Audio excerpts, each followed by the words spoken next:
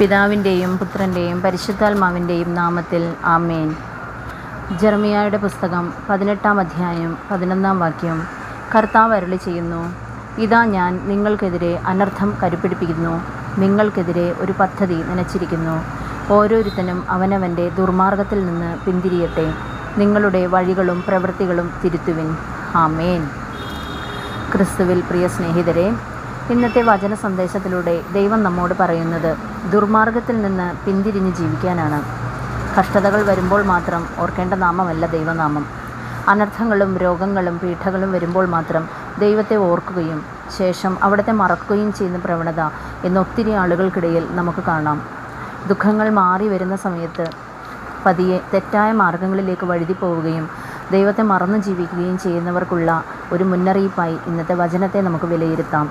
സ്വയം തിരുത്തുവാനുള്ള ശക്തി തന്ന് ദൈവം നമ്മെ അനുഗ്രഹിക്കട്ടെ.